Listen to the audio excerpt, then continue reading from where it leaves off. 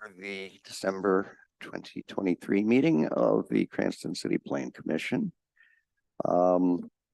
We're going to go straight into the Zoning Board of Review recommendations so that we can get those done first, and those people who are here for that will be able to get them out earlier if they so desire. Well,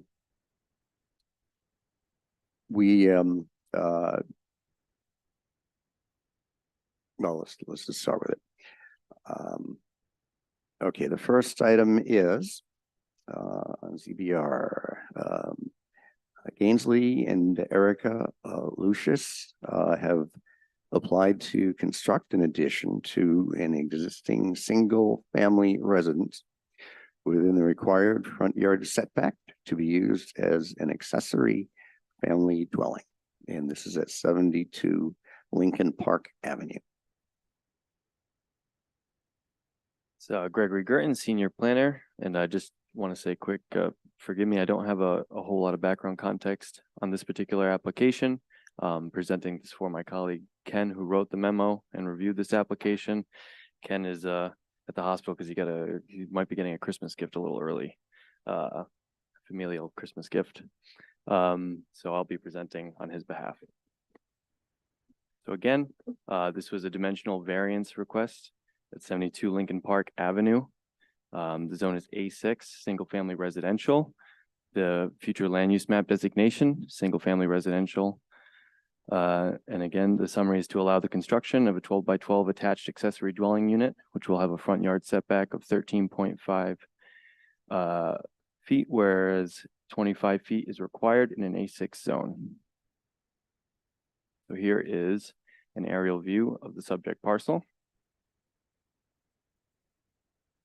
And street view of the subject parcel. A site plan showing the proposal. You can see the proposed addition. It's located about there in a proposed deck. Some architectural plans. All right. So the findings of fact. The applicant has requested specific relief in their application, namely 17.20.100 schedule of intensity regulations and 17.92.010 variances. Staff have reviewed this application in consideration of the compatibility with the character of the surrounding area, and the request does not impose undue nuisances and is not out of character beyond any other uses on the site or within the surrounding area. The property and the surrounding area are residential in nature, and the request does not propose or encourage incompatible uses that would be disruptive to the surrounding area. Planning analysis. The future land use map designates the subject property as single-family residential. Per the comprehensive plan, the A6 zoning district is an appropriate zoning classification for single-family residential land designation. Staff finds that the application is directly consistent with the future land use map designation. The comprehensive plan outlines goals, policies, and action items pertaining to accessory residential development, which staff find to support the approval of this application. Specifically, Housing Goal 4, promote housing opportunity for a wide range of household types and income levels. Housing Policy 4.1, maintain a varied housing stock with units of different age, size, and type that are affordable to a wide range of incomes. Housing Policy 4.3, promote regulations that facilitate the development of affordable housing. And Housing Policy 4.7, promote the development of special housing alternatives for the elderly and handicapped. As for the recommendation, in accordance with Rhode Island general law and the zoning ordinance, staff finds this application generally consistent with the goals and purposes of the comprehensive plan and is compatible with the general character of the surrounding neighborhood. Staff therefore recommends that the City Plan Commission adopt the findings of fact documented above and forward a positive recommendation on the application to the Zoning Board of Review. Thank you. Thank you, Mr. Girton. Is the applicant present and would like to be heard tonight? Okay, seeing none. Is there anyone online who wants to be heard? No public comment. No one. Okay. So for the record, we have nobody online to be heard and nobody present in the chamber to be heard. Are there any questions from members of the commission? Yes, Commissioner Price. Hi, Greg. I know that this is not your case. The application said a elderly family member. Do you know if Ken spoke to the applicant to know, I'm just curious, is he confirmed that's an elderly family member or not?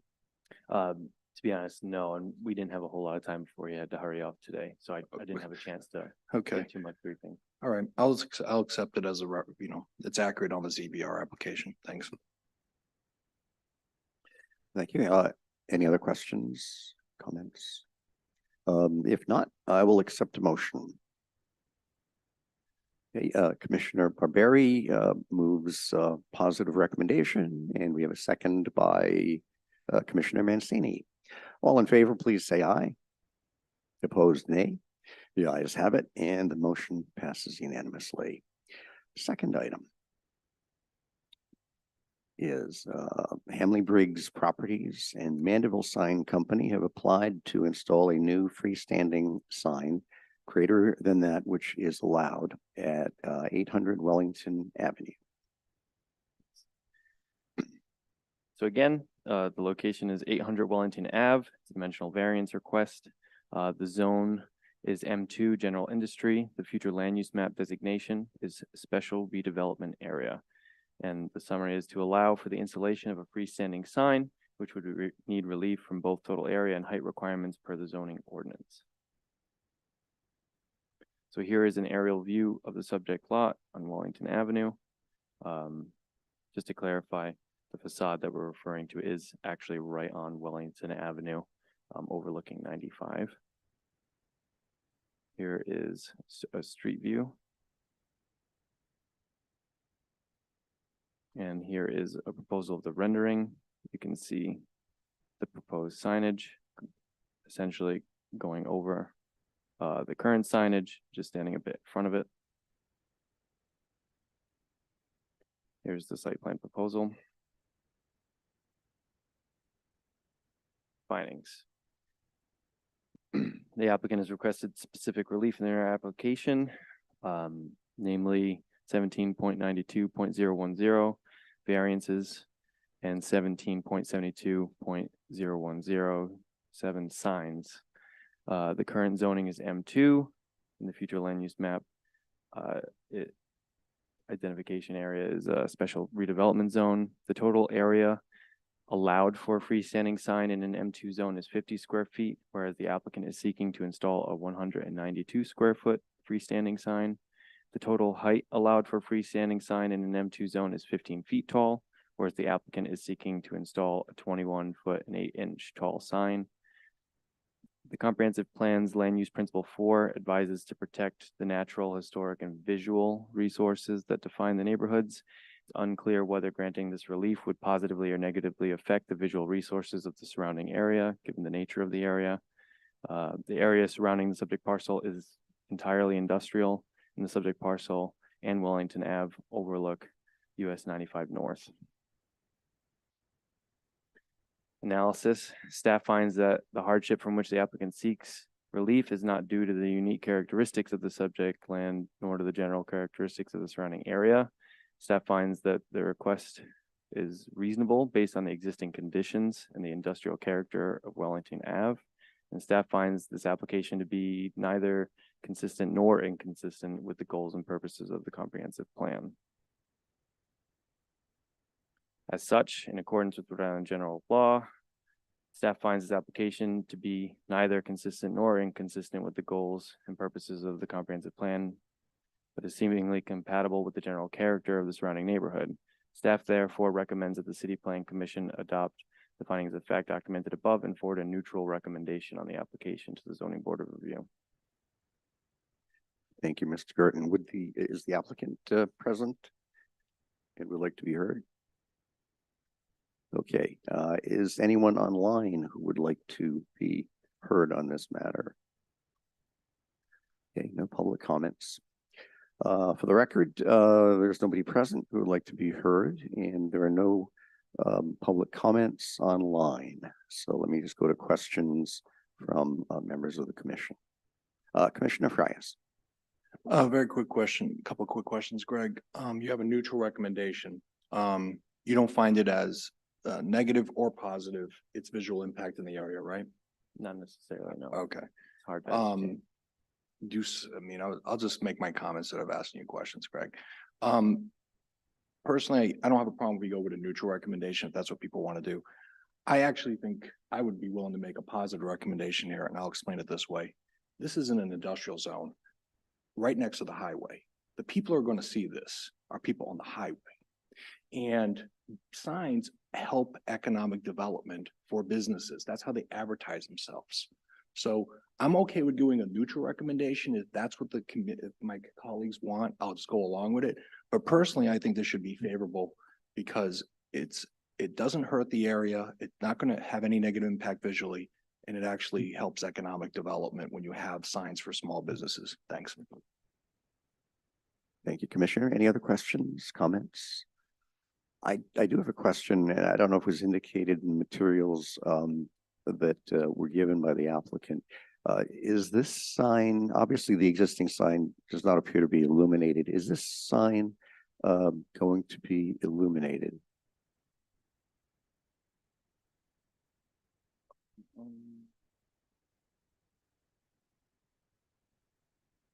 I don't believe so. I didn't see any indication of illumination. Normally they would indicate that in the application, I believe, normally. Yeah, and they did not, from what I saw. Well, I would actually, I'd like to echo the thoughts of Commissioner Frias.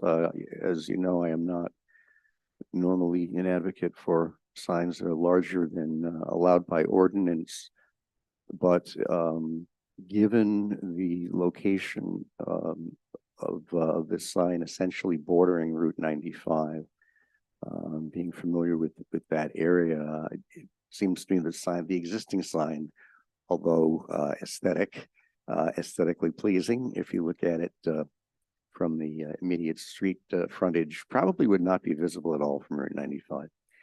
And I know that we have made some exceptions in the past for large facades in certain areas, and I would not be averse to a positive recommendation either.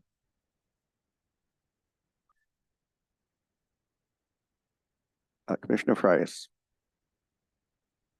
Unless people want to discuss this more, I'll make a recommendation that it be positive. That's all it takes is changing the one word neutral to positive. Thanks. Okay, motion made for positive recommendation. Is there a second? Seconded by Commissioner Zadelis. All in favor of a positive recommendation, please say aye. Opposed, nay. The ayes have it, and the motion passes unanimously. Thank you, Mr. Gurdon. Okay. I was just going to say, Greg, can you drive? Okay. Next order of business. Going into ordinance recommendations. This is 102301, ordinance and amendment of Title 17 of the Code of the City of Cranston, 2005, entitled Zoning. And these are amendments related to the 2023 state legislative session. A measure passed and signed into law. And Director Pizzula will lead the discussion. This was another one that was initially authored and researched by Mr. Kirkland.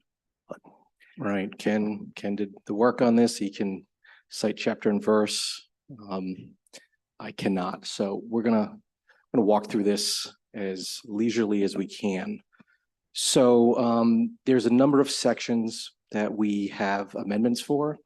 And Mr. Chairman, what I'd like to do is to go through each section, pause, have a discussion, if needed, then move on. I don't want to jump around all over the place later at the end of this, so we can keep this orderly. So first, 1704-030, there were definition changes mandated under state law.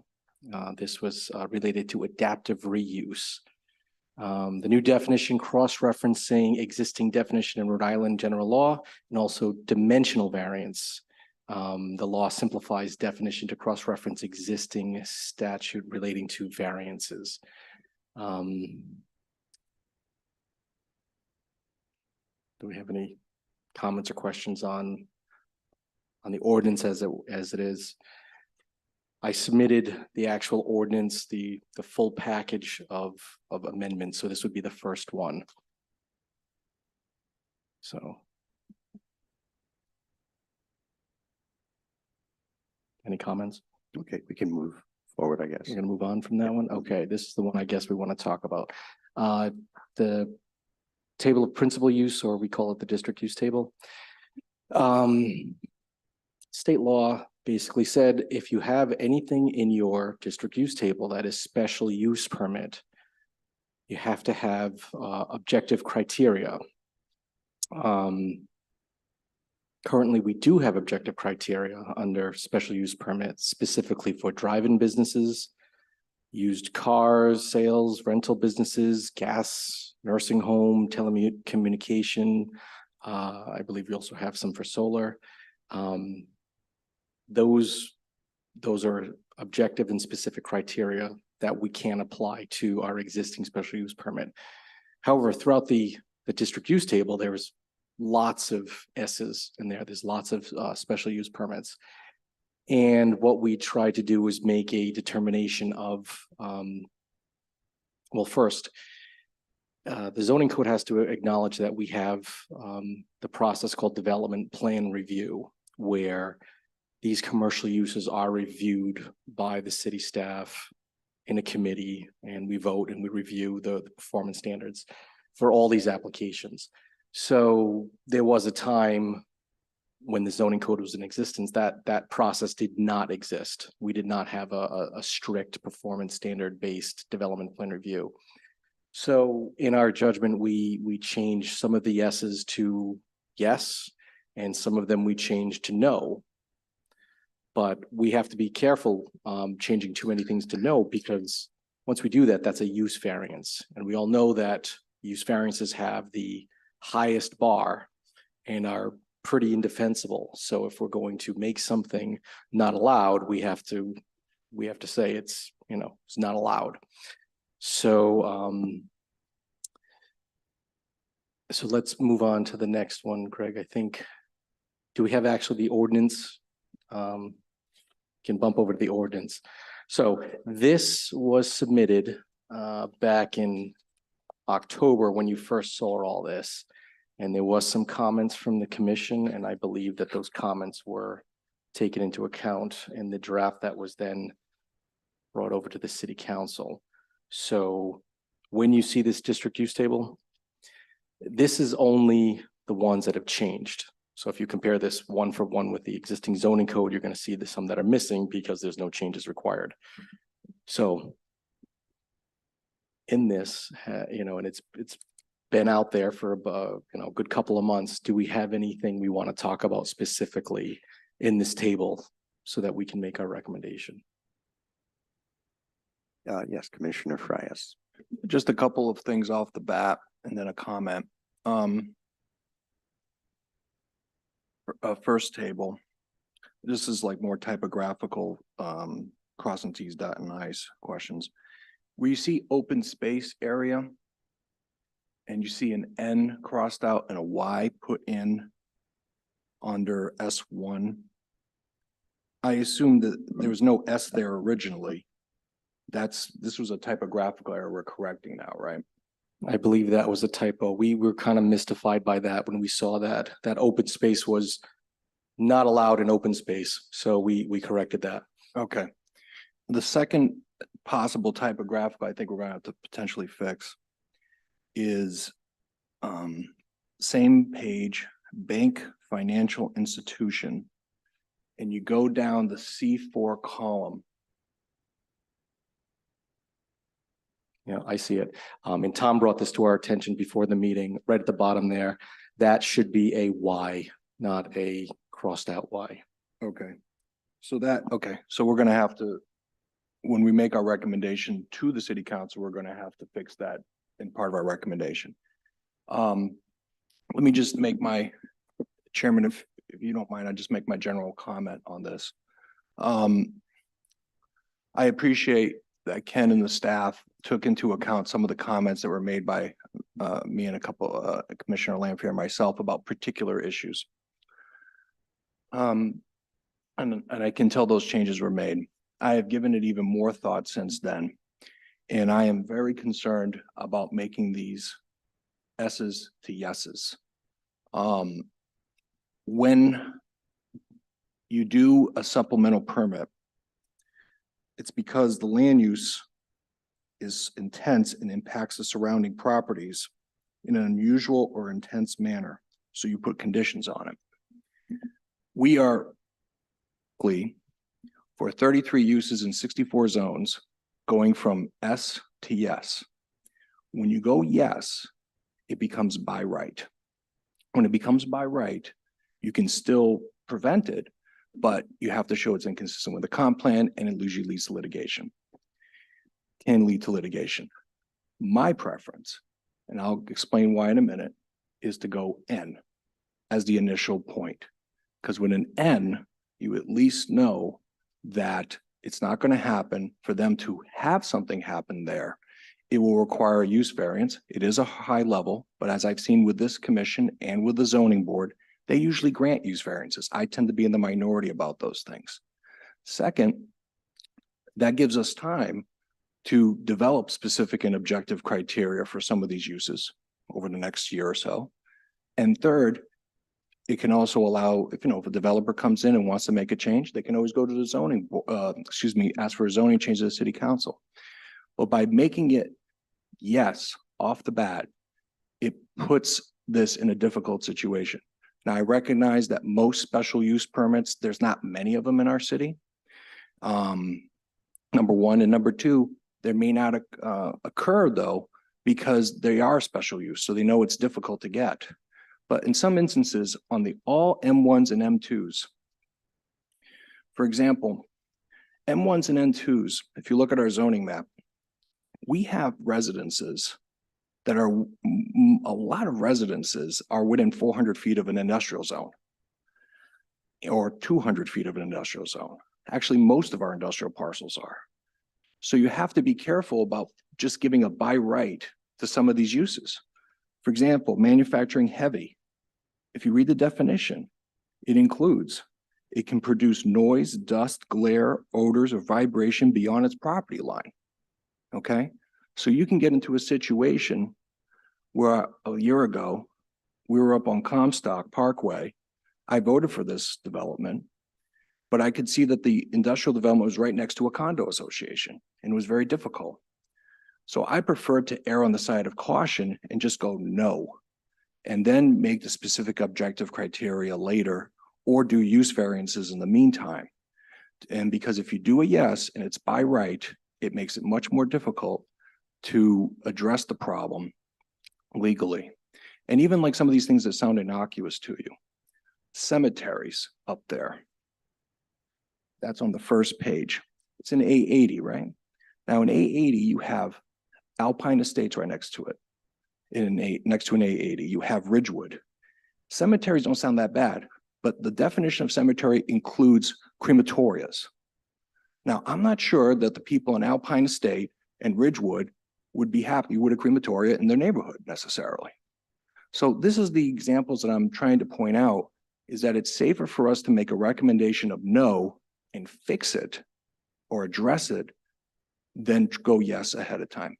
I apologize to the commissioners for taking up too much time, but that's my general viewpoint. We could go through each one if we want to, but I just think a blanket approach is just easier. Thank you. Thank you, Commissioner. Commissioner Barberry. Jason, just a question. Were these changes made because of state law? Well, yes, we're doing the whole issue with special use permit is a problem now.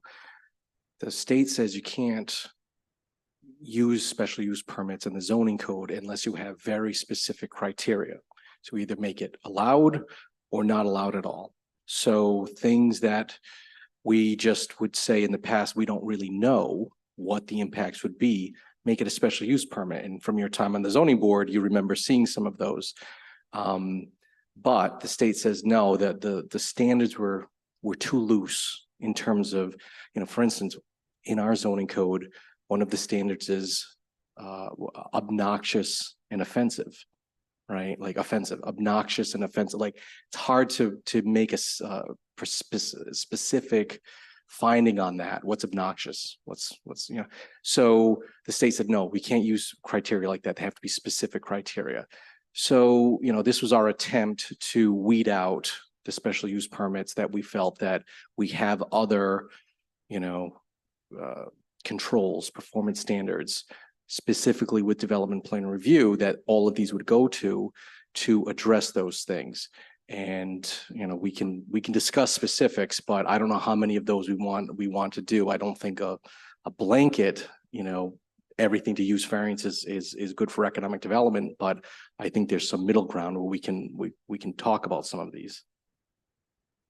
And then just to follow up, Commissioner Frias brought up the fact that there's only been a couple of instances that have come up over the years. Is that your best guesstimate too, about a couple? Or what came up a couple times? Special use permits? We do them on a fairly semi-regular basis, not that many. Yeah, so, I mean, in the 15 years I've been here, besides the special use permits for solar, which we've had, telecommunications towers, which we've had a bunch of auto body painting. When they paint, they gotta get special use permits. So those all remain. A lot of these, for instance, yacht club, animal grooming services, marinas, hospitals, all those, I mean, I've never seen them come before. And if we did keep them as a special use permit, the planning department would have to come up with specific criteria on why when an animal grooming service came in an M1 zone, what specific criteria they would have to satisfy in order to get their animal grooming license. So each one of those would have to be done. But in reality, we really don't see a lot of those here, as opposed to Narragansett, where they have coastal overlay districts and things like that. But that doesn't mean, Mr. Frias's point, it's a balancing act.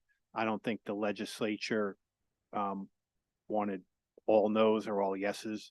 It's really up to the city to decide, to look at each use and then decide whether we can come up with a criteria. I know I just had 4 hours on this last night. Narragansett, we had commercial helipads, helicopter pads.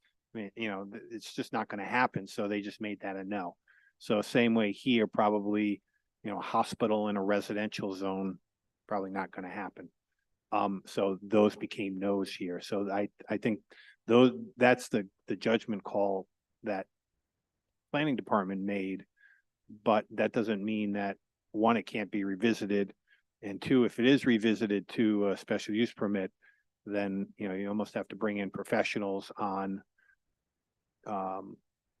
why you would need a special use permit for an artisan workshop in an M1 zone. I don't know what an artisan workshop is. And so we'd have to find out, talk to artisans and see what they do and see what's obnoxious about, what's hazardous about their work, and then create criteria for that.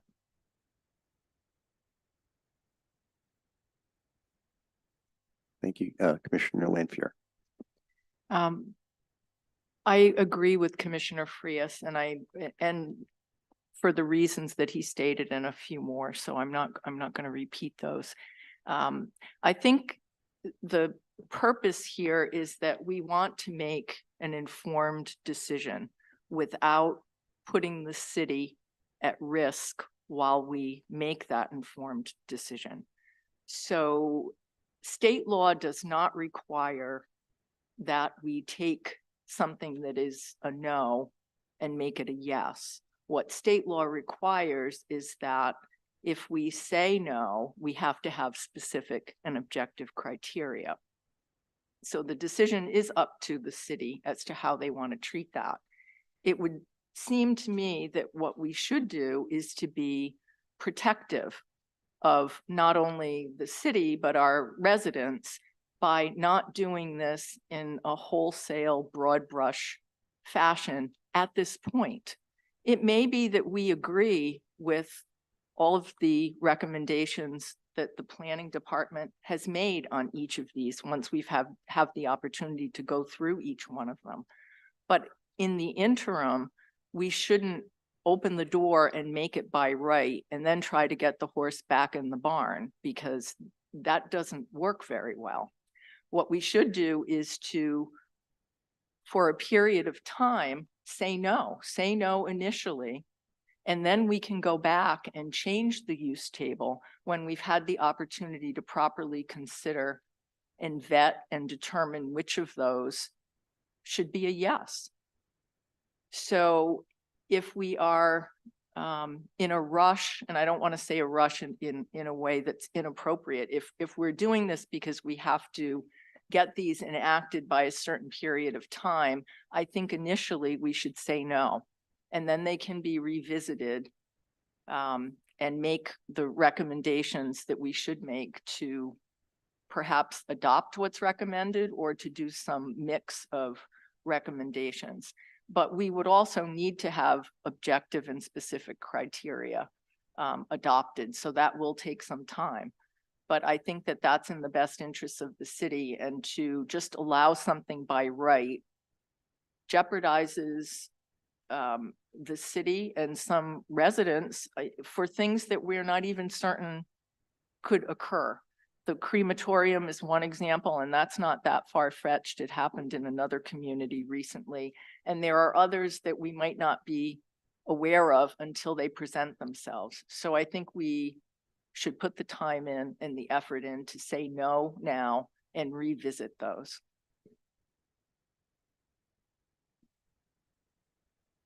Thank you. Commissioner Frias. This is just a very quick thing. Like when this legislation was being considered by the General Assembly, the Rhode Island chapter of the American Planning Association sent a letter in. And one of the things they said, they were concerned about not allowing cities and towns to say no to a project that has a special use permit on the basis of a comp plan. And what they said a result could be of this law change is that communities may temporarily prohibit certain uses rather than risk a by right status.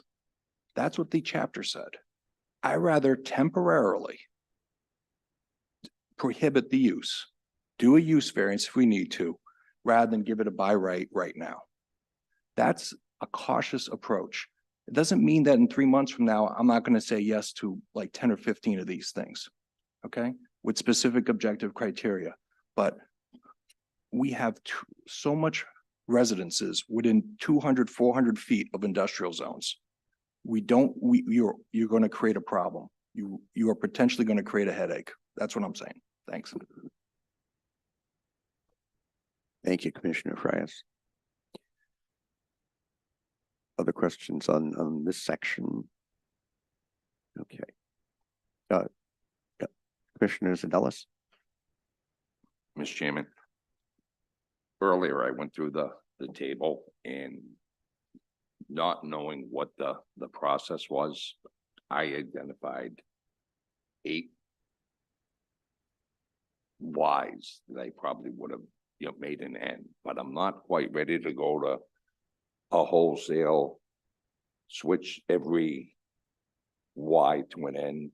But, I had more time and had a follow-up question. There would have been certain ones that I would have asked, what was the logic behind specifically loft space, live and work, it's an offshoot to your artesian or whatever one it's. So I have concerns. I'm not prepared right now to vote, change all the whys across the board to an end, but there do seem to be some inconsistencies.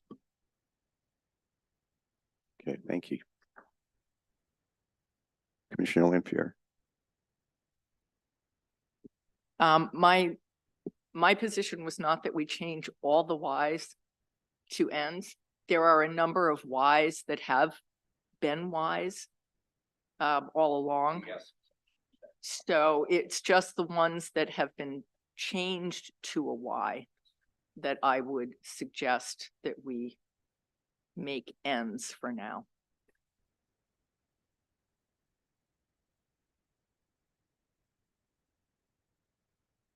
So that's very easily done because we can't do anything other than recommend to the city council. So I mean, you know, in part of your motion, if you want to, you can certainly recommend that that at the city council, the ordinance be amended, the use table be amended for all those to become from S's to become, instead of Y's, to become N's.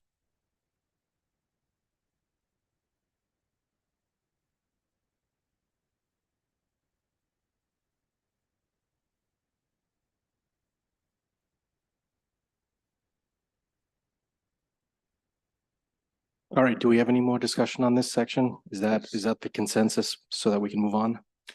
And then we'll open it up to the floor after we get through these sections.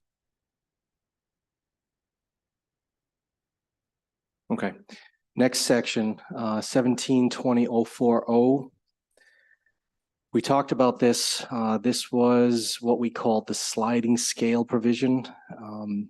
And it permits principal structures or dwellings on substandard lots of record, which are existing platted lots with dimensional requirements.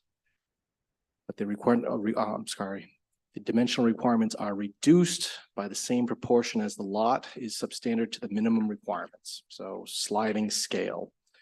We've seen this in other communities. We've talked about it over the years, but the state has made it law. So these numbers are kind of small. I think you can see closer in the memo, there's an example of an A8. There's the 8,000 square foot lot requirements, the width, the frontage, the setbacks. You might have an existing 4,000 square foot platted lot. And the final table would be the size of those setbacks and lot coverage and side setbacks based upon that formula. So that is that section. And Greg actually came up with a calculator function, which I don't think we can put onto a page, but we can use it in the office to actually calculate these when the time comes. So any comments or questions on this section? And this one's standard. This is state law. We're not, no non-mandatory changes, but you'll see less, obviously these substandard lots that we see variance requests for, you won't see those anymore, most likely. They'll just be, the dimensional relief will just be as of right.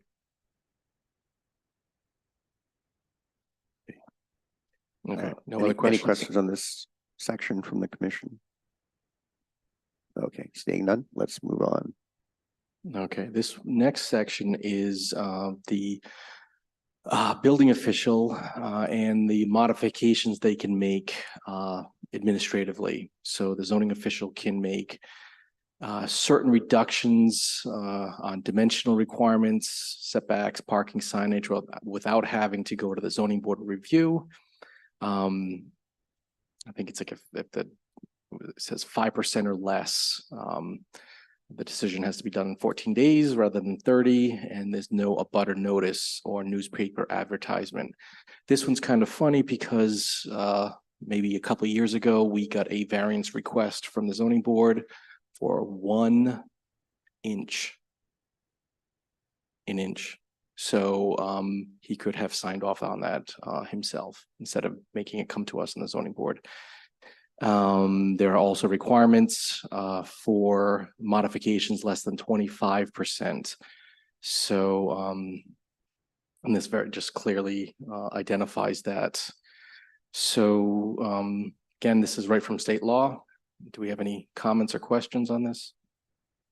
I just wanted to say, on this, I think it's a positive step forward. We've from time to time required applicants with just de minimis requests to go through the whole public process. And as I recall, in every case, they were approved or recommended by the commission. So this is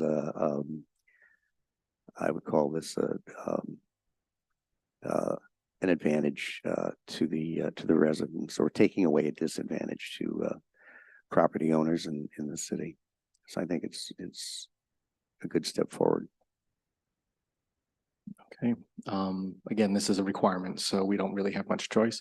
Moving on, we've got unified development, and I know we've talked about this many times.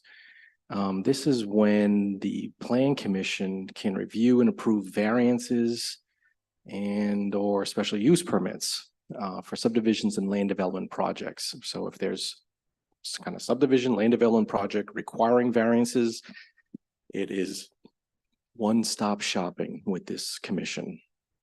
However, the Plan Commission has to make the same findings that the zoning board would have to make, and the notification requirements are the same for zoning. So it's a larger, notification radius, and there's different newspaper requirements. So that is something that's giving us a new tool for the Plan Commission, and something that we'll be having to use that probably on a regular basis. So do we have any comments or questions on this section? Okay. Okay, seeing none. All right. So next, substandard lots and lot mergers. So substandard lots are no longer automatically merged if they have an area. Okay. This is a just, stay with me on the calculation. They're no longer merged if they have an area greater than or equal to the average of half of the parcels within 200 feet. So that sounds easy on its face, but then there's some math that we have to do. The lots, these and merged lots will then be subject to the provisions of the sliding scale provision we just talked about a couple minutes ago. So, it's when we're determining this internally, we would have to do the same analysis of the neighborhood quantitatively in terms of how large the lots are. And then, but in that analysis, there will be other lots that are maybe merged or not merged, which can get a little funky, because there's going to be other unmerged lots that are included in this that you have to include in that that average calculation. So yeah, there's a lot of arithmetic on that one, but that's going to be an internal mechanism that staff and the building department are going to be utilizing. So any questions on this section? I just wanted to ask, I understand under this provision that they will no longer be automatically merged, but could they be? They can still be merged by use. So for instance, if you have two 5,000 square foot lots and your house is on both of them, then the lots are merged, what's called merged by use. So they would be merged, and that's what Jason's talking about. Is the hard part about the calculations is, if you're looking at a map, you may not, and we've seen these where the house is like 1 inch not on the other lot, so that other lot is unmerged. But if the house straddles both lots, then now for the calculation purposes, that's now say a 10,000 square foot lot. So it not everything, just because it's a platted lot, that doesn't mean it will be quote unquote unmerged. Right. And in these areas that we're looking at, these substandard lots of record, they're pretty much all substandard lots of record. and we have to make determinations on what's merged and not merged. So it gets a little hairy, you know, when we're doing this. Thankfully, it's only within 200 feet, not 400 feet like we always do with zoning. But yeah, this will be an interesting process, but because there'll be overlapping you know, radii that we'll have to contend with to figure some of these things out. Okay, any other comments on this section? I just wanted to follow up, and I understand what you're saying. We do come across from time to time, let's say there's two vacant lots, but one of them is clearly unbuildable under, any of our regulations. Would the owner of the lot be able to construct on the parcel, even if it doesn't span the two lots, by using the square footage of the undersized lot together with the lot on which the house will be built? I know of two cases where this has come up. I'd have to take a look at that one, but the answer is maybe. But these sections are really getting to, the double lot scenarios. And we've seen these for years and years as these infill lots. Essentially, with this process, we won't see these anymore. These will be essentially administrative functions. And if we go through this process and they're determined not to be merged and they meet the sliding scale calculation, these lots would then go right to building permit. And, that's the intention of this law. Okay, great, thanks. Any other questions from the commission on this section? Okay, next. Okay, these are some definitional changes on variances. The standard for least relief necessary and greater financial gain are gone. Those have been eliminated. Dimensional variance, which is mere inconvenience hardship finding, has been revised so that the relief sought is minimal to the reasonable enjoyment of the permitted use, rather than there is no other reasonable alternative to enjoy a legally permitted beneficial use. Wow, okay, so that's something we're going to be having to contend with when we do unified development, this minimal to reasonable enjoyment of the permitted use. There's a clarification that the zoning board review or the plan commission acting under the unified development requirement is authorized to grant dimensional variances where a special permit is sought. This came up a few years ago where we were one of the few communities that still had this prohibition on, if you're going for a special use permit, you can't also be going for a dimensional variance. That's eliminated. So that takes, yeah. So let me stop you on that one. So there's a Newton case that says if you have a dimensional variance and a special use permit, the review rises to the level of a use variance. However, the problem with the way the legislature have made a bunch of mistakes, among others, is this language. So it says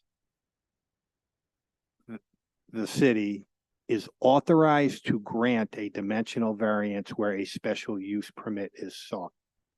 It doesn't say is authorized to grant a dimensional variance where a special use is sought, and each shall be reviewed under the specific criteria for each individual request.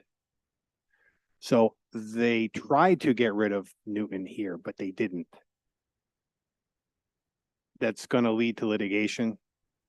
I know what they wanted to do, but they didn't do it. So we don't really have that combination here too much, but I'm hoping that the legislature is going to come back with a package of fixes I'm assuming they will add that sentence to fix that. But we're stuck with this language. You're stuck under with this state law. language, and I can tell you that Yeah. my legal opinion is Newton still applies because they didn't finish the ordinance correctly. But we'll cross that bridge when we get there. Oh, perfect. Thank This was you. perfect. Okay, all right, so hopefully that scenario doesn't bite us while we're waiting for that fix. So next is public hearings. This is more behind the scenes stuff. Public hearings, this is under zoning, can be posted in a local paper in the Herald rather than in the Projo. And they have to be posted on the city's webpage, which actually functions now, and in 2 separate locations. So that's good. It's actually a lot cheaper too. Projo is very, very expensive. Also, it says that decisions are going to be no longer sent to the Division of Statewide Planning. And Ken wrote who no longer wants to receive them. I don't know if that's the case, but we don't have to send them to statewide anymore. Okay, there was a amendment for quorums. 4 members, including alternate members, constitute a quorum of the zoning board. That the vote of 3, not 4 members are required to render a decision. Okay, that's the quorum. This was actually from 2 years ago, right? Okay, so that was a lagging one. So that's good that we're getting that one done. So that's it for the changes. Mr. Chairman, I just want to go back, for instance, I want to just roll back to the district use table one. One that I found about making special use permits all not permitted. I just saw this one in the industrial one. Under M1 and M2, manufacturing heavy was a special use permit. If we make that no, you can't do heavy manufacturing in heavy manufacturing zone, that's going to cause problems. That's going to cause problems for real businesses. So it was on the second to last page, Greg, right there. So I understand the sentiment that what we want to do, but something like that will cause problems for real businesses. Can't do heavy manufacturing in a heavy manufacturing zone. I think we need to think about that. That would be one that would need to be changed to yes then. Or logically, Right now, it's an S, it's an S, so you Right. need to change that to a Y. and it is a Y right now. But that's Okay. what he's recommending. Yeah. The Okay. problem is, as I indicated earlier, noise, dust, glare, odors, vibration beyond its property lines. And by the way, if you change it to a no now, it doesn't make the uses there right now like they can't do it. It becomes non-conforming but grandfathered in. Okay, it'd be new uses. So as I indicated earlier, it's not about changing what is going on right now. It's about allowing new things to go on. And the reason we have a special use permit right now is that we have more control over what happens going forward. If you take it away and you make it a yes, it becomes by right, and it becomes more legally challenging to not have that happen.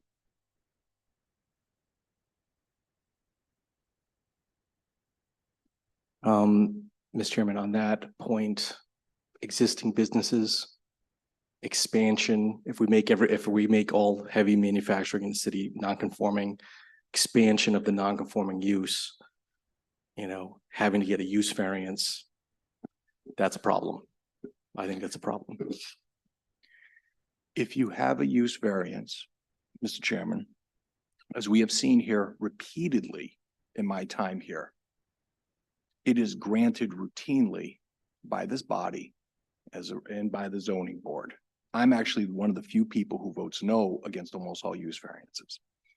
It would be granted probably by this commission and by the zoning board, number one. Number two, this is as I said earlier, You make it a no, it's temporary until specific and objective criteria can be developed. And you can take that objective criteria maybe from other cities and towns. Maybe they have it. But the problem is, as I indicated earlier, and you can take a map of M1, M2 and put it up there of where it is in the city. Almost all that property within 400 feet, 200 feet has a residence. Almost all of it, not all of it, but a lot of it. And we are creating, when you go from special use permit to by right, you are going to open the door to things potentially that you did not think you were agreeing to and will impact those residences. I'm rather say slow than go right now. Okay, thank you.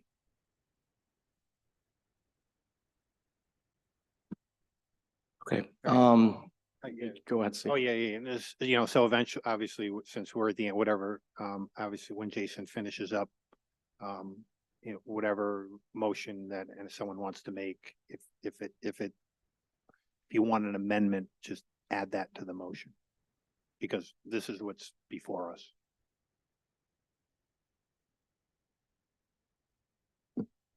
Okay, thank you. And it should be a positive with an amendment because we don't have a choice. So these are coming on January 1st, no matter what, so. I understand.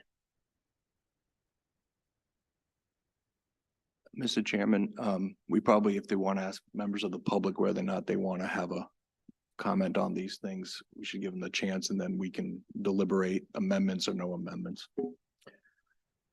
This would be, yes, this would be a good time to ask if anybody would like to be heard. Anyone present would like to be heard on this matter.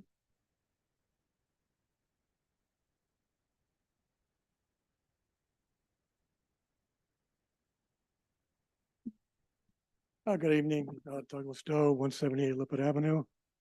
I appreciate Commissioner Price's comments about changing all special use permits to no. I'm sure there are more little landmines in that chart that we know about. I saw a cemetery in the 80, thought no big deal, until I found out they could put crematoriums there. That is a big deal. I'm here to speak specifically about the alternative energy generation line. It's currently special use permit in the M1, M2 education and government zones. This recommends changing it to yes by right. Alternative energy generation includes wind turbines. M1 and M2 districts are located along Painfield Pike by Alpine Estates. We all know what happened when the Johnston wind turbines went up, now the reaction from those residents. The Phoenix Quarry is M1 or M2. By right there. Most of the land along Patuxent River, a lot of it anyway, is M1 or M2. Do we really want wind turbines along the Patuxent River? Down by Chapel View and Garden City and the residents in East Cranston? By right? I mean, we spent 8 years battling solar that was changed to by right. It opened a whole can of worms that some of us would not want to go back and do over again. Changing everything to no is the conservative approach tonight. It's prudent, it's responsible. And like commissioners have said, it gives you time in the months ahead to go through the schedule of use chart responsibly and look at each one and make individual decisions. When it came through in 2015 with solar, the Planning Commission basically had no idea what they were opening the door to. I had one commissioner tell me that personally. That can't happen again. So the prudent approach tonight, conservative approach tonight, is to vote no on everything. And then go forward, as Commissioner Frias has said.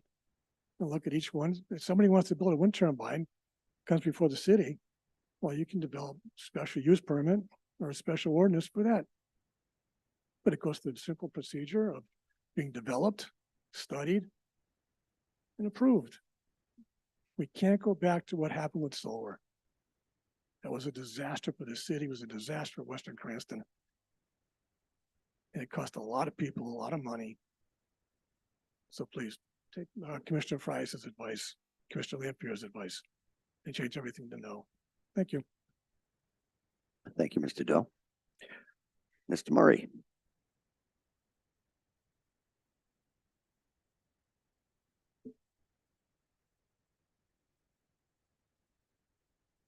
Evening, Robert Murray, 21 Garden City Drive in Cranston.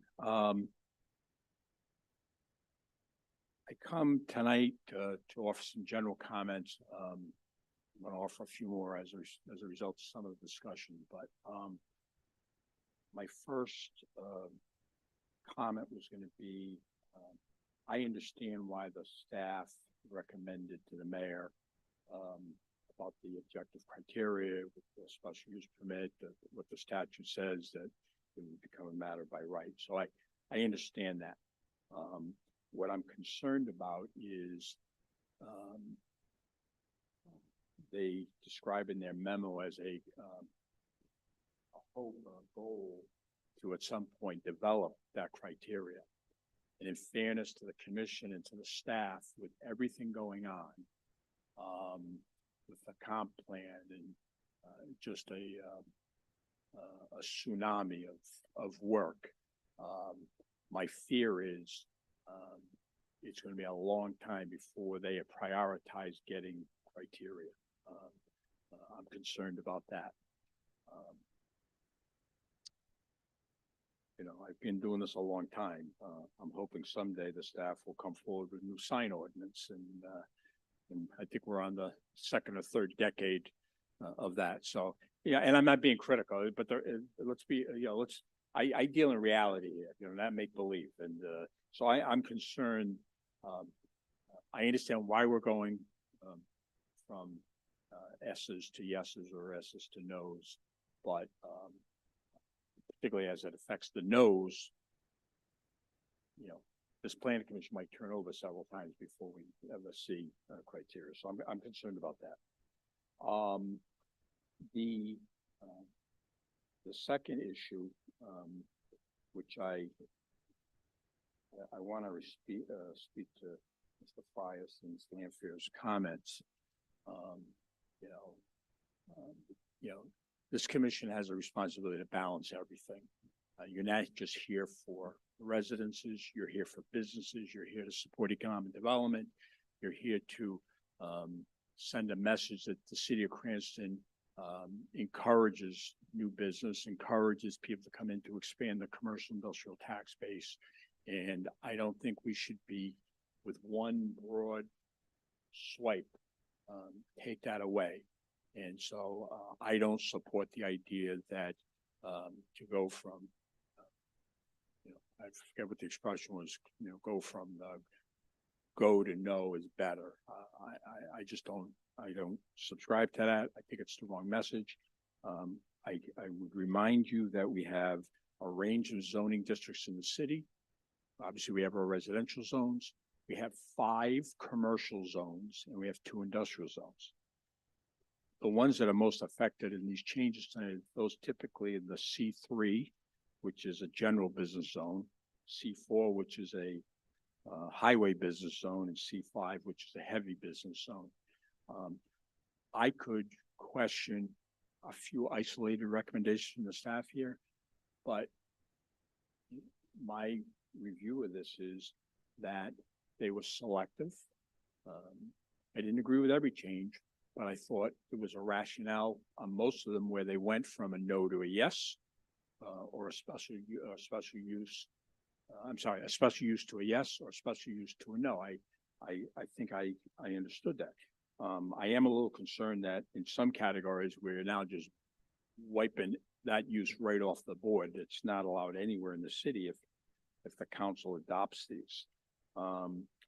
But I don't agree with the recommendation of Commissioner Frias that the best thing you can do tonight is to amend all these special use permits, because I think it sends a very, very bad message to the business community, and I think we have an obligation to bring a balance here. Nat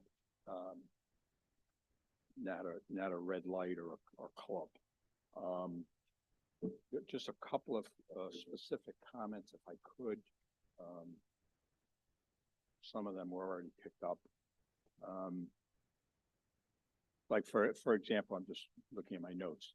You know, animal grooming services, I don't think it's the end of the world that in a C4 and a C5 zone, they now be allowed as permitted uses. And they're, right now it's special use permits. I've represented a number of applications, and by and large, those are they have not been a problem, and I don't see why it wouldn't be appropriate to allow them as permitted uses.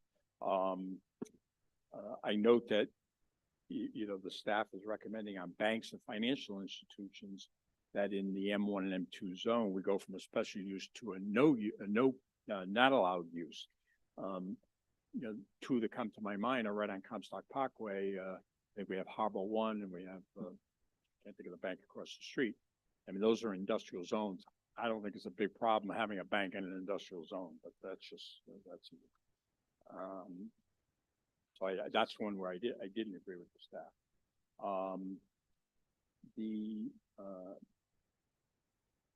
I don't agree with, in the C3 zone, they've recommended going from a special use permit to a no for fuel stations and mini marts. You know, I think C3 is a traditional commercial zone that's well endowed throughout the city, and I don't think gas stations should be prohibited. One that jumped out at me was the recommendation on landscape and tree services in the A80 zone, which right now are allowed by special use permit. In Weston Cranston, we have numerous farms and property owners, a lot of them who do landscaping, and we're now going to change them to, and by and large, I don't think there's any problem with any of those type uses out in Weston Cranston. I'm going to encourage the city council not to make that a no if as proposed, because I think it's appropriate.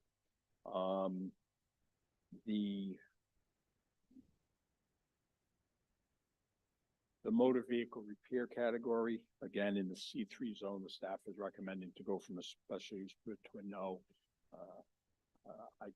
These are small business people in the vast majority of C3 zoning. Those type businesses are appropriate in my opinion. If I have anything else, just bear with me a second.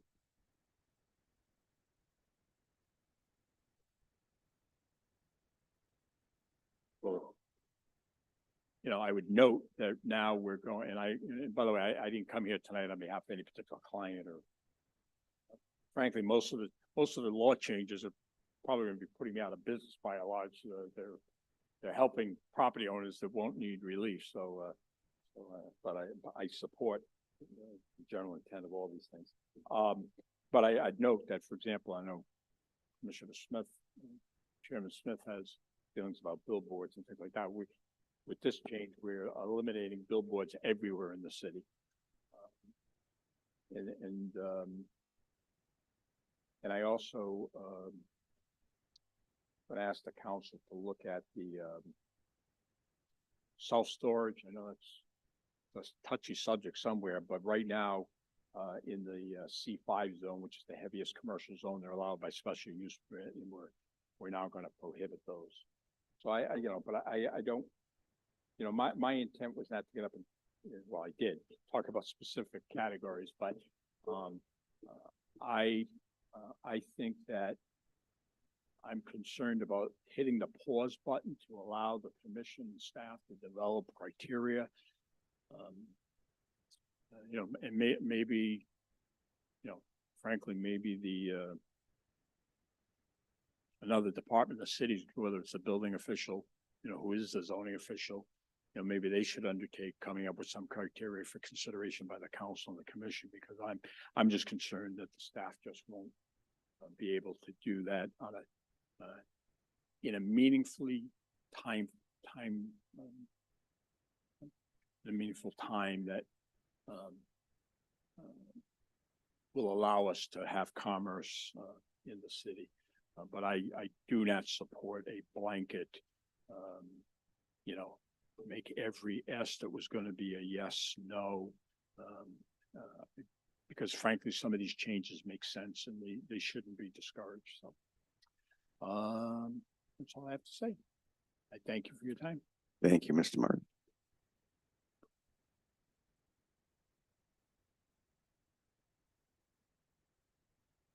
Any other comment from those present?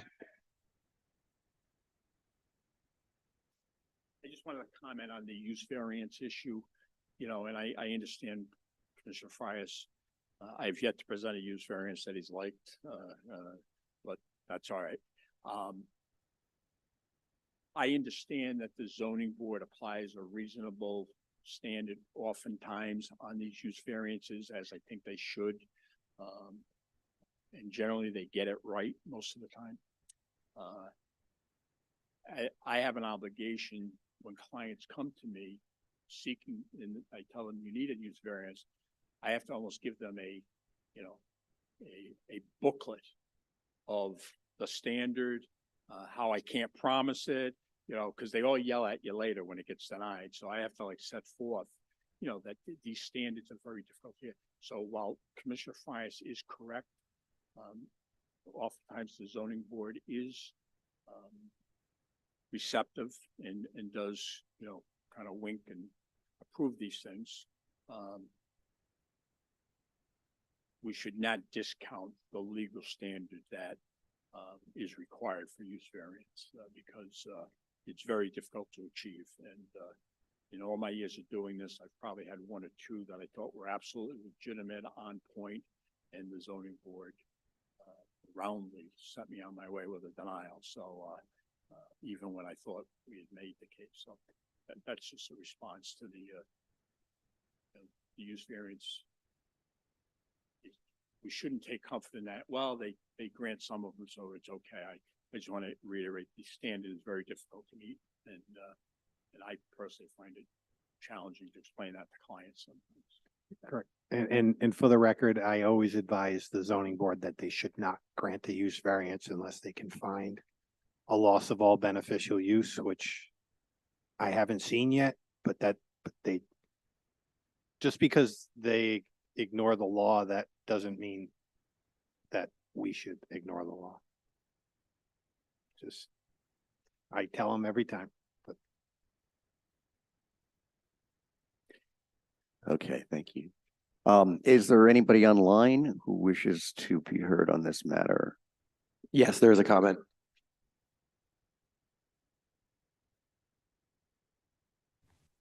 Good evening, Drake Patton, 684 Natick Avenue. I do not envy you the task before you. I think these bills from the legislature were complicated. But I really want to speak in favor of Commissioner Frias and Lanfear, and also Commissioner Zedelis, to really think about what we're doing here.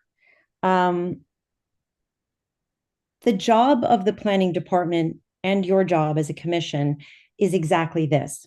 And while Mr. Murray might believe that there's no time for that because of the comp plan, well, we all sat on our backsides and didn't do anything about that comp plan for a very long time. And here we are, and it's a bit of a crisis, but it's still the work. And these changes, I think, are going to hamstring us even more than the state has done to us. And I do believe that the criteria can be developed, should be developed. That is the work. And there is nothing to stop us as a city from doing that. I believe the planning departments of our cities are the most important departments. I really do. And this work is therefore so critical to what we become. And there are plenty of examples I could get into tonight that are great examples, looking at nurseries, looking at nurseries that have sort of become landscaping businesses, that are running machinery day and night. Some of them have come in front of not only you, but the city council. And there are issues in A80, for example. I'm a farm, so I appreciate all these things, but they can also go astray.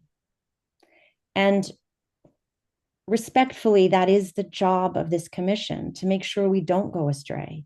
So I urge you to be extremely cautious with these changes to the schedule of uses.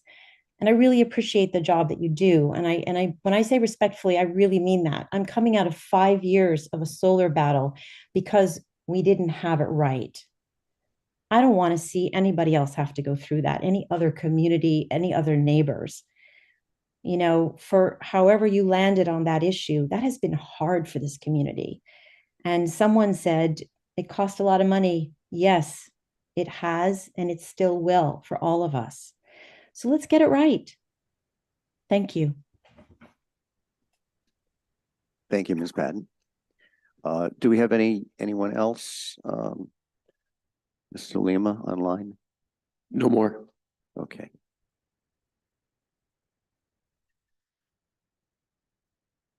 Okay, hearing no other comment, we should take a vote on closing public comment on this, both online and those present. Commissioner Zadelis moves to close public comment, seconded by Commissioner Exter. All in favor of closing public comment, please say aye. Aye. Opposed, nay. The ayes have it. Okay, additional discussion. Yes, Commissioner Frias. Let me just try to see if we can, how we go about this. I appreciate the comments from the public. And this is not an ideal situation to be in. Obviously, they're just putting no across the table, which I'm recommending on any S to an N, to any S to an N. But I don't feel comfortable, as I said earlier, creating by right when something has been by special use permit for decades. So maybe what I would say, Chairman, is possible what we could do is I'd like to make an amendment to the recommendation. First of all, is non-controversial, which was putting a yes on the bank and financial institution in the C4. I think we could all agree to that. Then I or some other commissioner could make the recommendation of yes to from S to N. And we'll see if there's 4 votes for that. If there's not, then I'd like to make a recommendation amendment for some particular uses that I'm concerned about, which are cemetery, alternative energy. There may be another or 2, and be more specific if my general motion fails. So that's just, unless someone else has a comment or a viewpoint on how I'll go forward, but I think that may be the simplest way to go forward.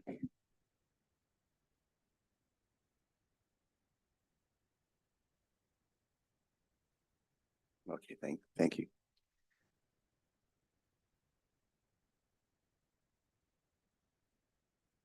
Commissioner Frias, could I just ask you a question? And I know you said this in your initial comments, but not being an attorney, being a layperson, it would help me to hear it again. What are the options that an applicant would have in a situation where it's a no, it's not allowed? I know you had mentioned 2 or 3 of them. Yeah, let me go through it, and the city solicitor here is obviously more knowledgeable about this than correct me. I'm an attorney who's learned this in the last year or so. Number 1, they can ask for a use variance. A use variance has a very high standard. However, use variances I've noticed generally granted by the zoning board here. So the use variance, what I would call, is probably one way. A second way would be if they want to go directly to the city council and make some kind of zone change in their parcel. That could be a spot zoning issue. They could make a change to the zoning code, whatever it is, but they could go to the city council. Yeah, and I'll stop you. They could do, in this case, really, you could do a text amendment, which would just be changing the, either the Y to the N to a Y, or a Y, the N to an S, with the special use criteria, which an applicant could come forward in the ordinance, as applicants often do with the criteria. Right, they would be conditions. Like if they went to the zoning, to the city council and said, we'd like to do this use in this area.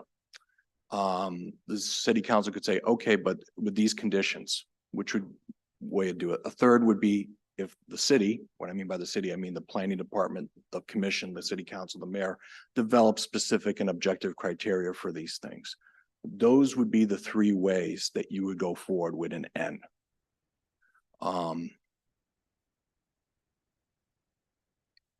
I think that would be, unless Mr. Marcello knows of another approach that I'm not catching. Yeah, no, and legally, I would say it's 2 and 3. You really, I don't think you should consider people coming forward for a use variance as a viable method. I know it's a method, but it's really, you can either go before the town council, or in the interim, planning department, legal administration comes up with objective criteria.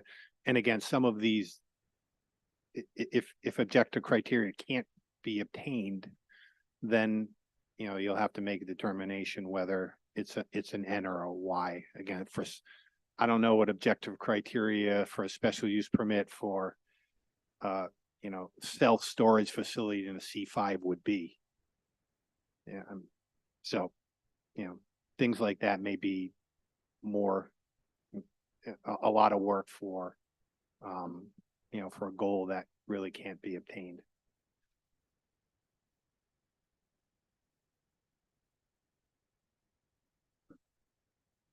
Mr. Chairman, Yes. if you want, unless there's more discussion, I could just proceed with the first simple amendment, which I don't think is controversial, which is just turning in the C4 zone, making bank financial institution a Y when it's been crossed out completely. So I'll make that Motion has been made by Commissioner Frias to change my notes here. Financial institutions in C4 to a Y. Is there a second? I'll second. Seconded by Commissioner Barberry. All in favor, please say aye. Aye. Aye. Opposed, nay. Okay, the ayes have it. So that is included. And Commissioner Frias. All right, unless there's more discussion, I'll just make the motion that we change the recommendation that anything that went from a S to a yes become a no on the table of uses. Okay, motion made by Commissioner Frias. Yes, seconded by Commissioner Lanfear to change all the S to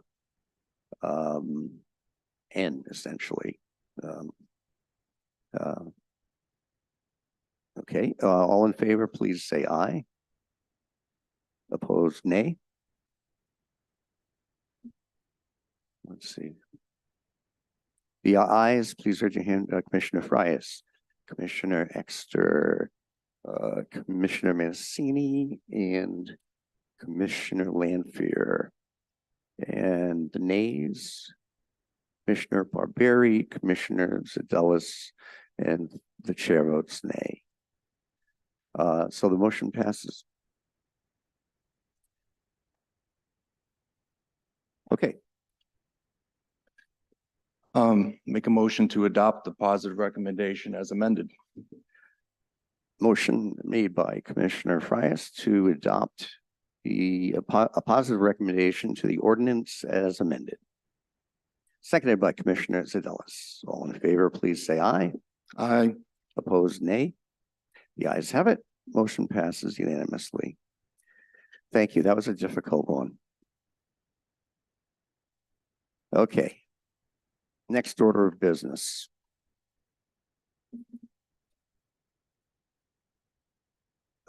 This is the workshop on second workshop on subdivision and land development regulations.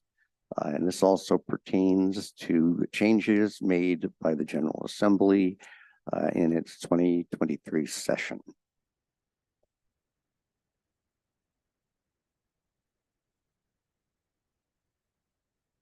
Okay,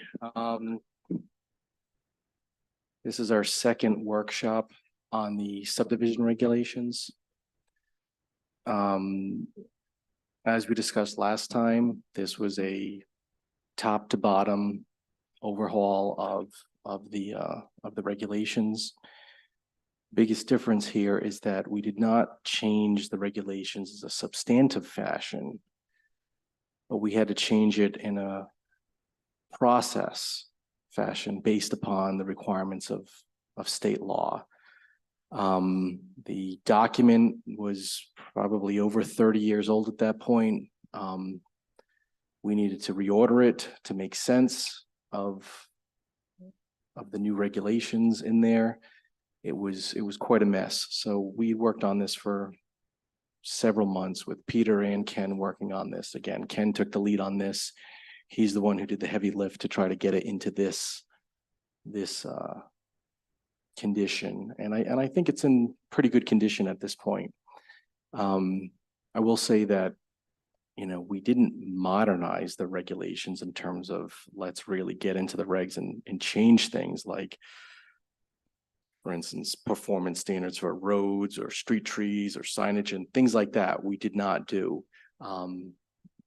The amendments are really focused on process and things that the commission is just not going to see behind the scenes. It's how we have to handle applications, how much time we have, advertising requirements, things like that. So I'm just going to go through Ken's memo very quickly.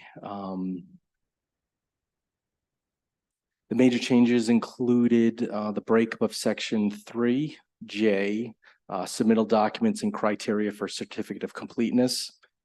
Again, this is all administrative stuff that staff has to do behind the scenes. Section 5, review criteria and procedure for approval of subdivision plats and land development plans. This was mandated by the state law. We had to break different applications into what we normally see as minor subdivisions become administrative.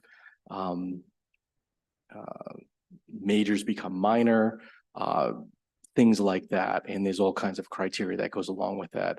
Again, consistent with state law, and trying to retrofit the existing code was pretty messy. Reclassification of the minor subdivisions, minor land development projects, major subdivisions, major land developments. Talks about how special requirements have been renamed to special regulations and have moved from section 4 to section 7. And again, no changes except the inclusion for unified development.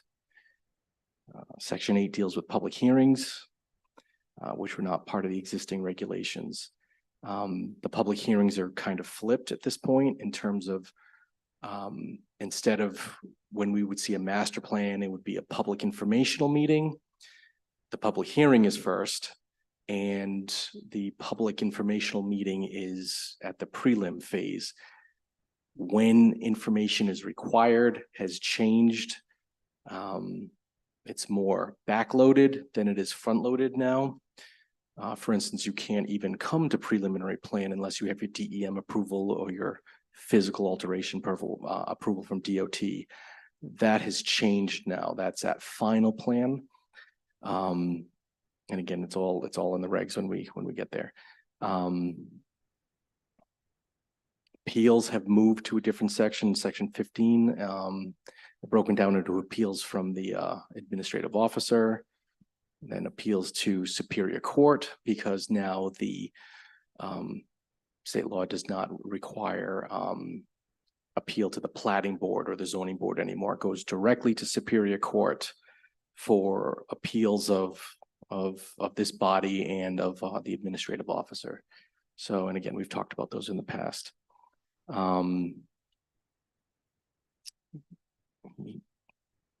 Breaks down some key revisions. So for us, minor subdivision is up to 9 lots now. That used to be major. Minor only went up to 5 lots, now it goes up to 9 lots. And that is approved administratively. Won't even come here. If it's a subdivision with street extension would come here. But if it was just With street extension would come here and you can't need any variances, or it would have to be Right. totally of right. right, but minor subdivisions with appropriate frontage and area, those will be done administratively. Major subdivisions are 10 or more now. And as you've seen over the past few years, these type of subdivisions are very few and far between. There's new thresholds for major and minor land developments. One key thing I think is that if we're doing a major land development project, and it's of a certain scale, it goes to Plan Commission, and then it has to do the parallel process development plan review, then back to Plan Commission. That's no longer the case. It's either going to be one or the other at this point, not both. So I already talked about the public hearing being eliminated. The public hearing is at the master plan stage, like I just mentioned, and the informational is eliminated. So it's really just one public hearing.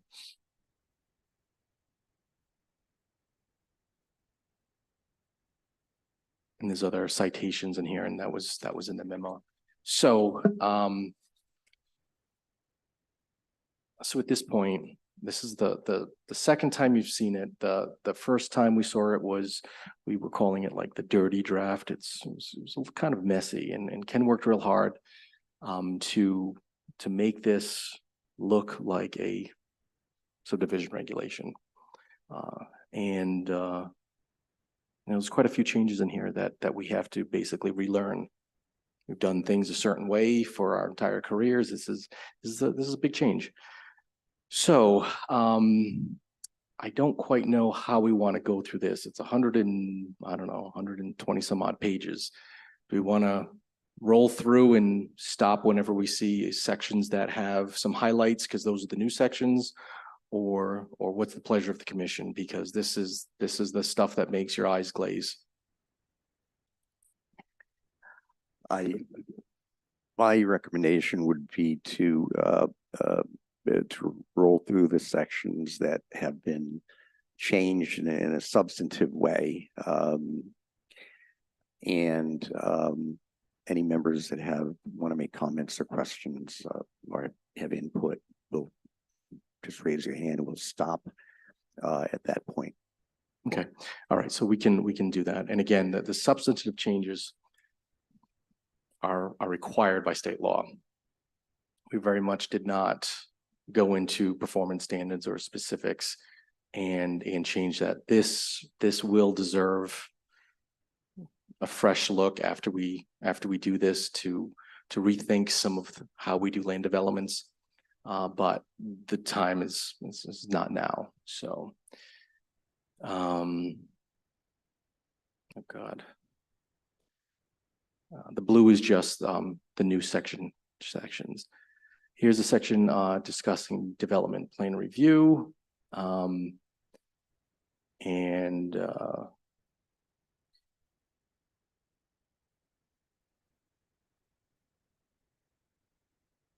don't quite know why that just one because was in there. thought, yeah, so development plan review can now be used in, these, in these new uses. While we used to use it DPR for different things, now they have adaptive reuse, which is a brand new thing where you can go in and use a commercial building if it's 50% residential and it's affordable, et cetera. So this just adds different criteria that are now eligible for development plan review. Would it prohibit other uses of DPR No. that we do currently? No, Just an this is in addition. addition Okay. to, another tool in the toolbox. We have very few opportunities for adaptive reuse. But that was part of the state package of changes. But all right, let's keep rolling.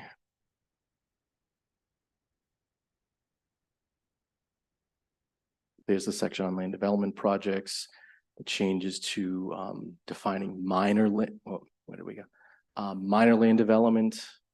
These are all from the state law change. We didn't change the triggers. The master plan section.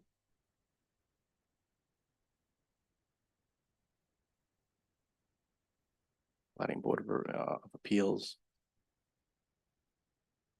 Changes to public hearings we talked about.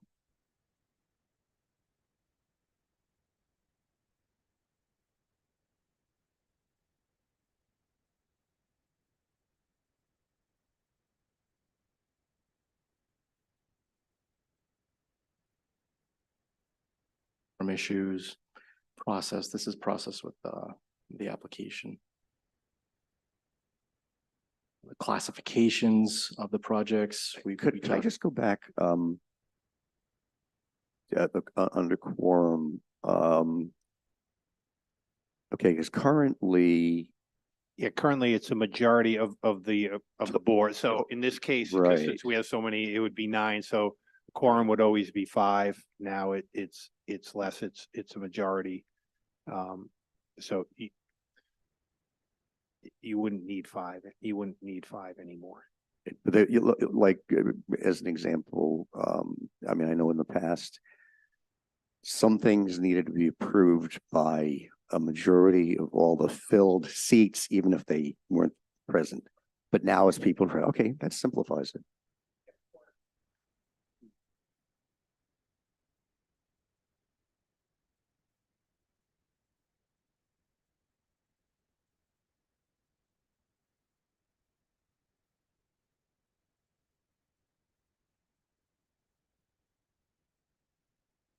Classification criteria.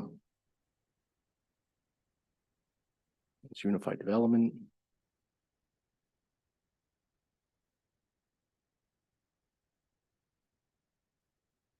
This didn't really exist in the regs before, but this took some time to come up with in terms of, where it is, when it is, what it does. I think Peter had worked on this for a while. It's helpful. It's a very helpful matrix, but yeah, again, this is part of the relearning process for all of us in terms of how this is going to work.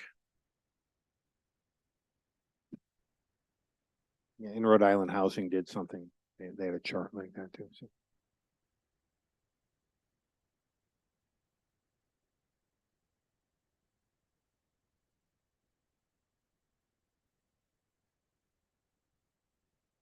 That's how we do certificates of completeness.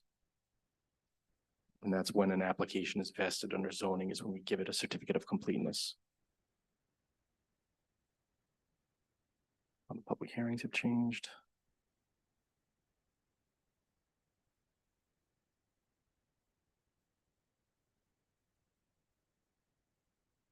This is the approval procedure.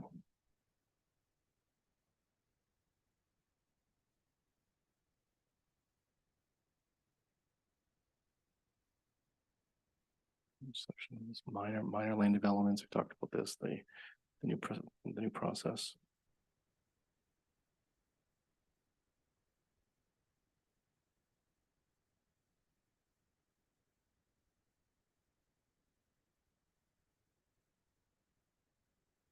Wow, there's a lot here.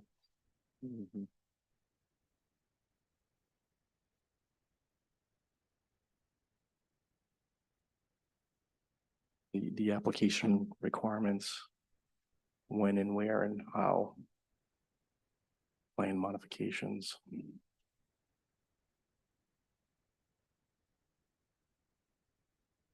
Same thing over the major subdivision. A lot of this will be mirror the minor stuff, but it's under major. So stages of review and what's required in the plan contents, when we have to certify it, submission requirements, all this, so. This is very riveting stuff.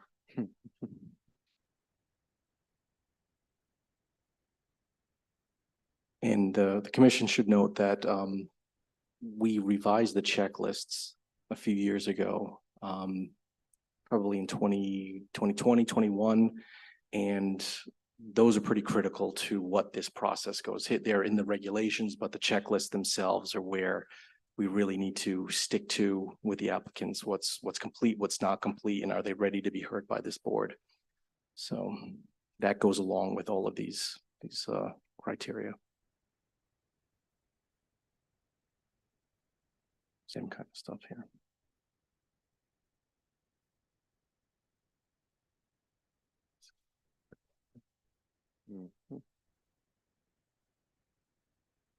The stages of approval, major, master, prelim, final, the whole way.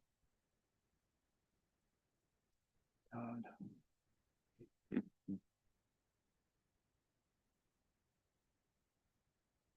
These sections shouldn't change very much. The special requirements. This is where they're more substantive sections of the plan. This is something we could address in the future. For instance, this section has a mixed use plan district, which you know, we've discussed internally might not have much utility anymore, and maybe doesn't even need to be in the subregs anymore anyhow. But we're not at a point where we're gonna excise that. This is the RPD section, residential plan district, or the cluster section, all the regulations that go along with the cluster subdivisions.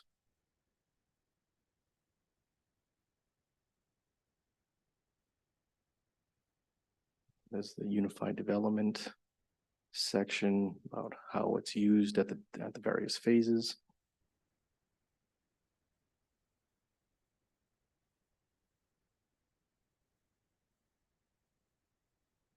And like we said before, we're going to need to make findings of fact on any kind of variances that go before this commission if they're related to the subdivisions.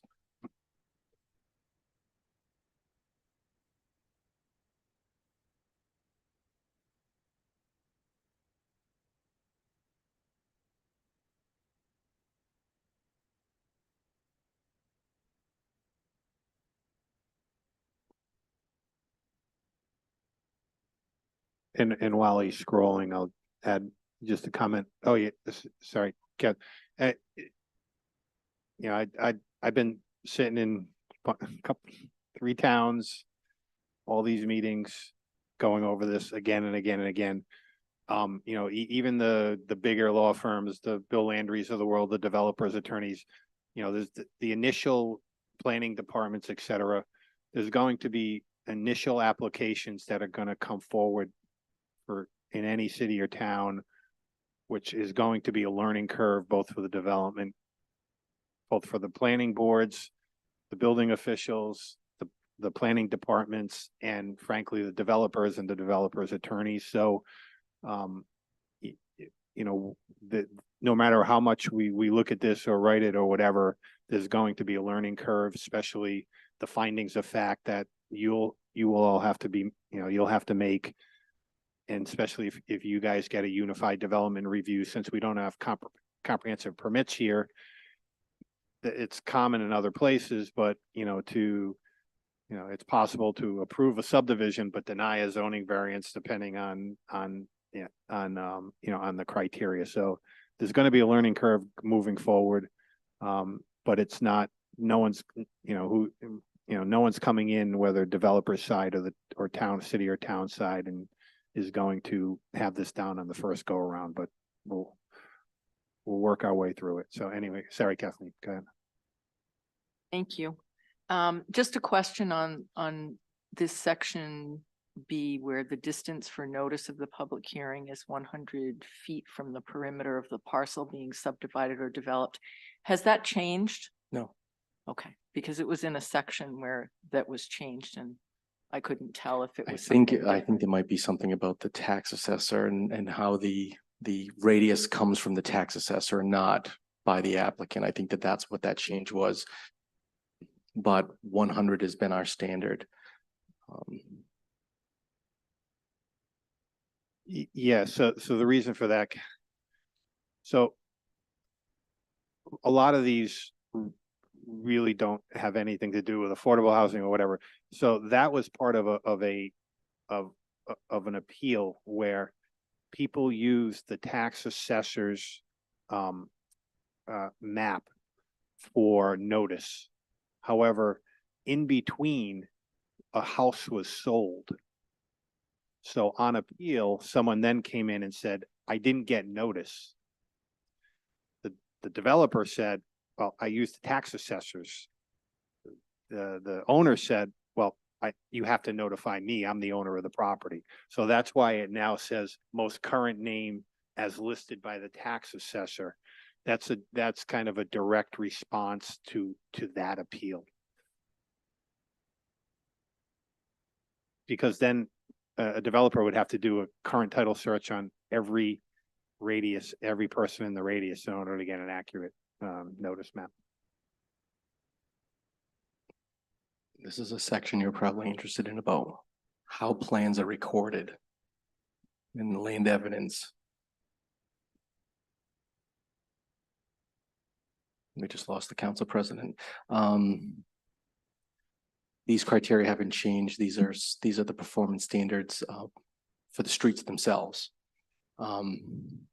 These need to be modernized, but not now, but they do. Landscaping standards. We're almost there. Come on, we can make it.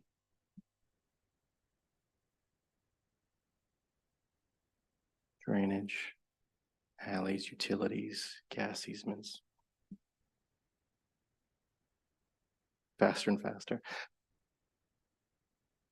I don't think there shouldn't be much more. Again, these are specific standards we did not.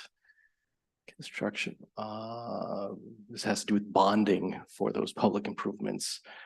Yeah, guarantees. We haven't changed very much of that, nor do we. Waivers of modifications, no, none of this has changed. Enforcement, appeals, this has changed where the appeals go directly to Superior Court now instead of Planning Board. We don't know how this is going to work, but this is, we're going to work it through over the next few years on that. So see how it works.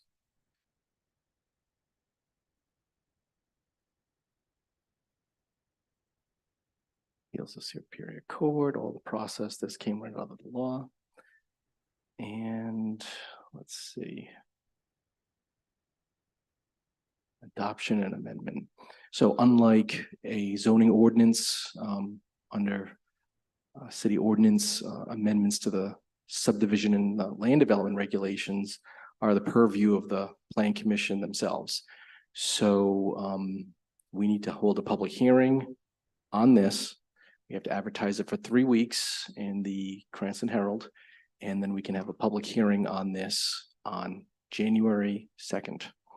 So if it's the consensus of the commission that at this point, this fairly punched up ordinance is ready for a public hearing, we can advertise that and have a full hearing on this on January 2nd. Commissioner Frias. Because the law takes effect January 1st, has any thought been given to try to do it at the last week of December, knowing that it's very hard to get people between Christmas and New Year's to do this thing? I don't think it's going to be an issue since January 1st is a holiday. So I think it'll be okay. Is that also the opinion of the solicitor?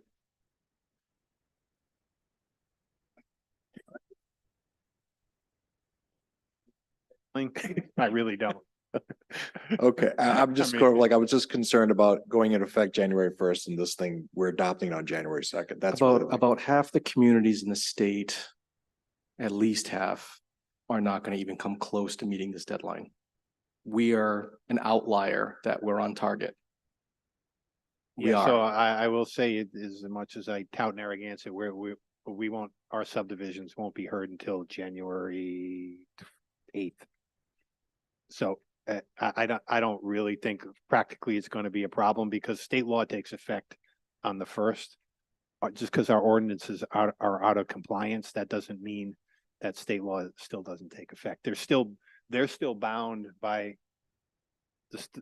by state law on January 1st. If someone walks in on the morning of the 2nd, they have to really essentially abide by this anyway. If anybody comes in and says, I demand, no one's going to demand to be part of the old regulation scheme. It's not in their interest to do that. The process is more cumbersome and it's just going to cause all kinds of problems and time waste for them. So I'm not concerned about it whatsoever. All right, I appreciate that. That's fine with me. So, Mr. Chairman, I just want to say, if anyone has comments or would like to offer some type of, corrections or whatnot, we need to get it before the hearing so that we can vet it. So, I don't know, what's the pleasure of the commission for it, for a time to get us something in advance so that we can work with it and make our final recommendation on the hearing. When's the advertising for the hearing? The advertising starts, it would start next week.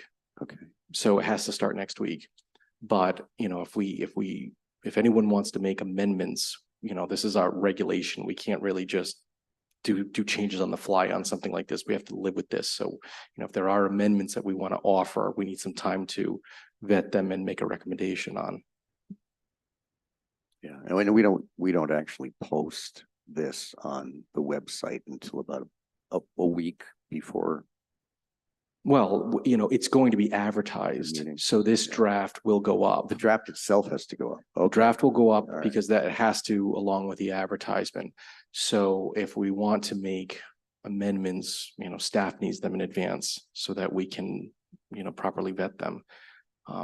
Doing things on the fly is not good practice for something like this. And hopefully we don't need very many changes at all, because these are mandated changes. So. Well, I can say that I don't foresee making any changes myself. So I think, and I would like to thank and express my amazement at the detail work in this document. I know Steve has worked very hard on it, and Peter has worked as a part of it, and you have Jason and your staff.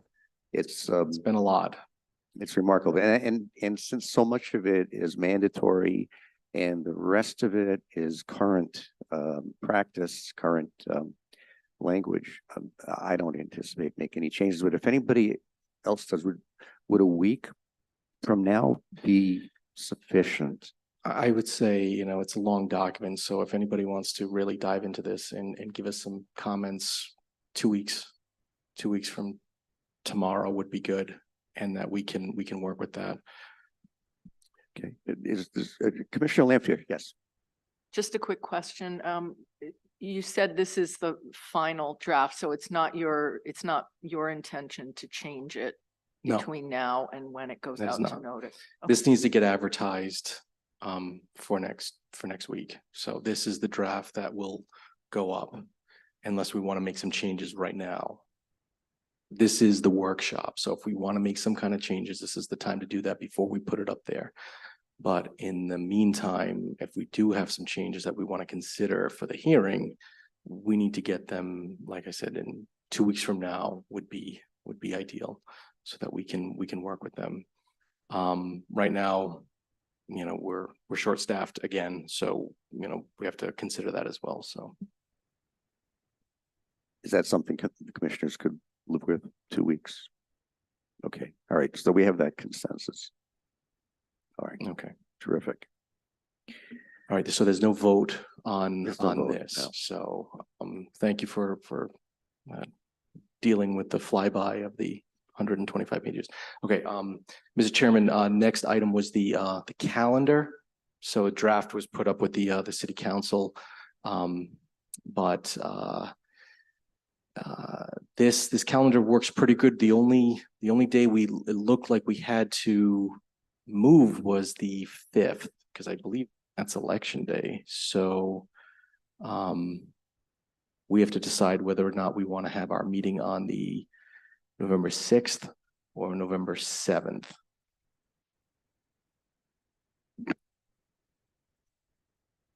I prefer the 7th because, you know, the 6th could be a long, 5th could be a long night, and 6th, I don't want to wake up in the morning.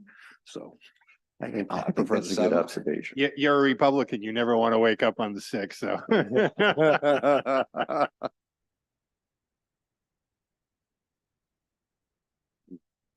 Okay, I think the so 7th would be. advisable. 7th. Yeah. And, okay, so that's Thursday, the 7th.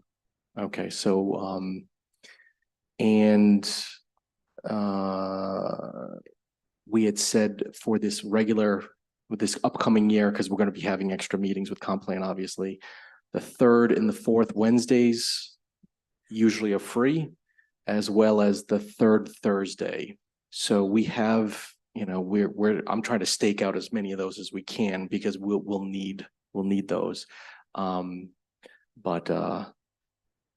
know, so Mr. Chairman, that's my recommendation. Yeah. So November 7th would be the recommendation on that. Everything else seemed to fit with holidays and things like that, not needing any real changes. And we would be, I mean, I know that by statute, we have to publish this. But only the regular meetings, knowing that we will have additional meetings because of the comp plan.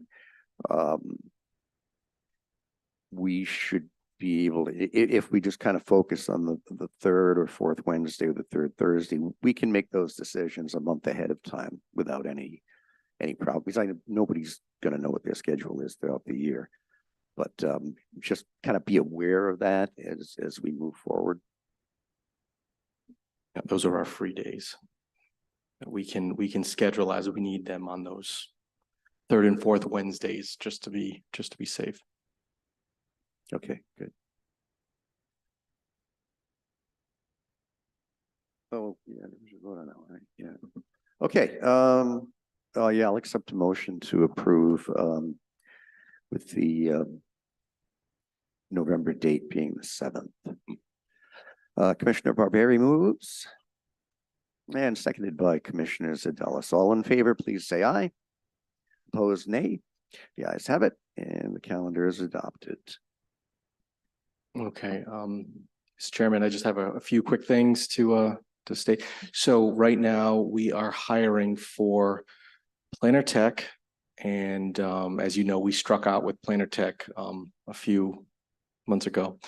Very anemic response. We're soliciting again right now, and we've gotten much better response. Maybe it's just the time of year and the window that we have. We're also soliciting for senior planner. Now, Greg is senior planner. This would be a second senior planner that the city council appropriated this year. So that is being solicited on lots of different places. So yeah, we'll be hopefully trying to hire the tech before Christmas if we can swing it. It's very competitive out there. Our old friend Doug in Coventry is trying to poach our best candidates. He's at it again. So we'll see. Next month, the consultant wanted to schedule the big public hearing in January, and we were targeting the 4th Wednesday for that one. I don't know, what is the date on that? 4th Wednesday would be, yes, the 24th. So it could be the 24th or the 31st for that meeting. And that's going to be a, charrette style, probably at the senior center. Hopefully we get a well-attended group. So we'll be able to schedule that at our next meeting. We'll firm that up with the consultant. Also with the comp plan, we've got, some of the drafts in process right now. So those will be following the schedule we agreed to last month, and yeah, they're gonna start stacking up, so we're gonna be getting those out to you as soon as we can. And staffing levels into January, I'm stating that December is gonna be light. It's gonna be me and Greg pretty much. Ken's at the hospital right now. He just called, so I don't know if he had some news for us, but did he? I don't know, he called me. So yeah, so we're gonna be down, understaffed, and then hopefully trying to get these positions filled. And our old friend Amelia is gonna come back, give us a hand in a week or two. So we'll do what we can. In the meantime, I think that's all I have. But all I right. just wanted to add one thing, in relation to filling of the two positions. I mean, it's something that we have been looking to do for a long time and been requesting for a long time. And I am grateful to the mayor for giving the green light on it. So if you agree with that, and you get to see the mayor, give him a thank you for on behalf of the commission. I know I will. That's critical to what we do. Yes, it's been a tough year. The Coventry poaching has hurt. It's hurt. So we've been in rough shape since then. So maybe we'll get back on our feet in the next month or two. So, all right, that's all I have, Mr. Chairman. Thank you. Okay, thank you. All right. There being no additional business, I will accept a motion to adjourn. Motion made by Commissioner Zadelis, seconded by Commissioner Lampier. All in favor, please say aye. Opposed, nay.